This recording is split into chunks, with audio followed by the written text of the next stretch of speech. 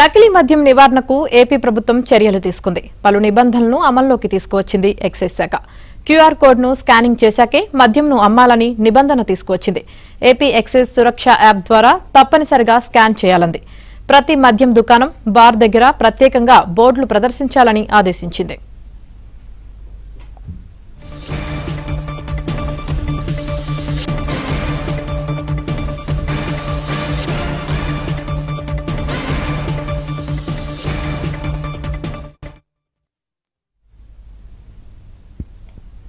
ఇక ములకల చెరువు నకిలీ మద్యం కేసులో నిందితులను 3 రోజుల కస్టడీకి అనుమతించింది కోర్టు. రేపు కస్టడీలోకి తీసుకుని ప్రశ్నించనున్నారు ఎక్సైజ్ అధికారులు.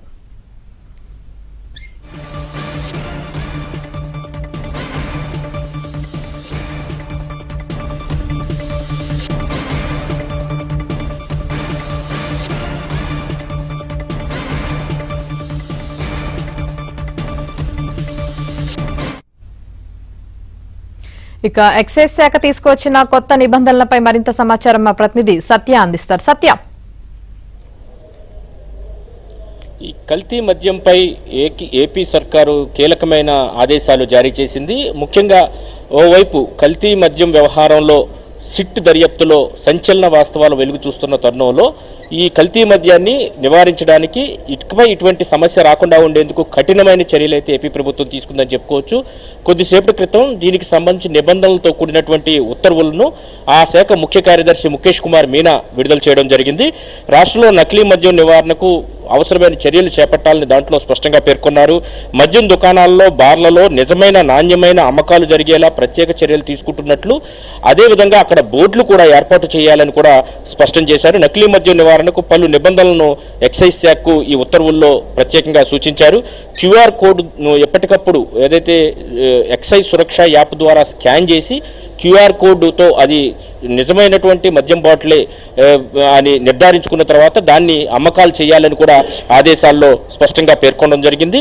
సురక్ష యాప్ ద్వారా ఈ క్యూఆర్ కోడ్ను స్కాన్ చేయాల్సి ఉంటుందని చెప్పారు. ప్రతి దుకాణం అదేవిధంగా బార్లలో ప్రత్యేకంగా బోర్డులు కూడా ప్రదర్శించాలి.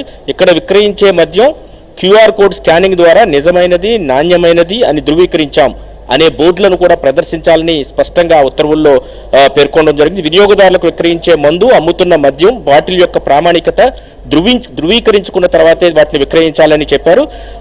స్పష్టంగా ఉత్తర్వుల్లో పేర్కొనడం జరిగింది. మద్యం బాటిల్పై సీలు, క్యాప్, హాలోగ్రామ్ ఈ 3 స్థితి ప్రామాణికతను కూడా పరిశీలించి తరువాతే నిబంధనల ప్రకారం అమ్మకాలు చేపట్టాలని కూడా చెప్పడం జరిగింది. ప్రతి దుకాణం, బార్లలో డైలీ లిక్కర్ జెన్యూనెస్ సంబంధించిన వెరిఫికేషన్ రిజిస్టార్ను దాన్ని మెయింటైన్ చేయాలని కూడా స్పష్టంగా చెప్పడం. రిజిస్టార్లో అమ్మిన మద్యం బ్రాండ్లు, బ్యాచ్ నెంబర్లు రిజిస్టర్లో ఎప్పటికప్పుడు నమోదు చేయాలి. క్యూఆర్ తనిఖీ చేసిన సమయంలో స్టాంప్ స్టేటస్ ఫలితాలు రిజిస్టర్లో నమోదు చేయాలని కూడా స్పష్టంగా పేర్కొన్నారు.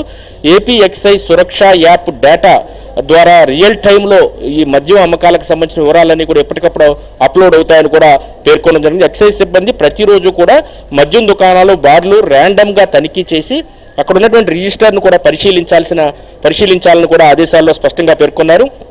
తనిఖీల వివరాలను దుకాణంలోని రిజిస్టర్లో ఆ ఎక్సైజ్ అధికారి కూడా నమోదు చేయాలని కూడా స్పష్టంగా అందులో పేర్కొనడం జరిగింది. డిపో నుంచి మద్యం స్టాకు అందిన తర్వాత ప్రతి షాపు, బార్లో ఉన్న ప్రతి ఒక్కరూ కూడా ఖచ్చితంగా ప్రతి షాపు, బార్లో ఉన్న ప్రతి సరుకును కూడా 5% వరకు ర్యాండమ్గా చెక్ చేయాలని చెప్పి కూడా స్పష్టంగా ఉత్తర్వుల్లో పేర్కొన్నారు. అదేవిధంగా సర్టిఫికెట్ డైలీ లిక్కర్ జెన్యూన్నెస్ని కూడా తెలియజేయాలని, అదేవిధంగా అధికారి లైసెన్స్దారుడు నకిలీ మద్యంపై ఫిర్యాదు చేయాలని, ఎవరైతే సంబంధిత అధికారికి నకిలీ మద్యం స్కాన్ చేసినప్పుడు అది నకిలీ మద్యం అని తేలిన వెంటనే దాని మీద ఫిర్యాదు చేయాలని కూడా చెప్పడం జరిగింది. ఒకవేళ ఫిర్యాదు చేయకపోతే వారి లైసెన్స్ రద్దు తదితరమైనటువంటి కఠినమైన చర్యలు తీసుకుంటామని కూడా ఉత్తర్వుల్లో స్పష్టంగా పేర్కొనడం జరిగింది.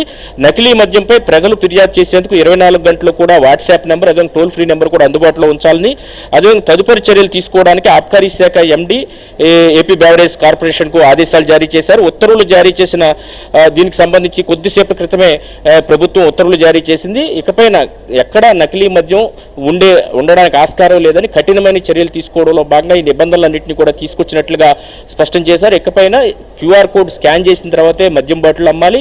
వచ్చిన బ్యాచ్లో వచ్చినటువంటి బాటిల్స్ ఏమంటే వాటిలో 5% వరకు క్యూఆర్ కోడ్ స్కాన్ చేసి వాటి వివరాలు కూడా నమోదు చేయాలి. అమ్మిన ప్రతి బాటిల్కు సంబంధించి బ్యాచ్ నెంబర్ కావచ్చు, ఆ కంపెనీ పేరు కావచ్చు, అది కూడా నమోదు చేయాలి. లైసెన్స్ దారుడు లేదా దుకాణదారుడు అది నకిలీదని గుర్తించిన వెంటనే దాన్ని ఫిర్యాదు చేయాలి. చేయకపోతే వారి మీద కూడా చర్యలు ఉంటాయని స్పష్టంగా చెప్పడం జరిగింది. దీంతో రాష్ట్రంలో నకిలీ మద్యాన్ని పూర్తి స్థాయిలో నియంత్రించి అదుపు చేయడానికి ప్రభుత్వం ఈ చర్యలు తీసుకున్నట్లుగా మనకు కనిపిస్తోంది. Yamini. Right, thank you Satya.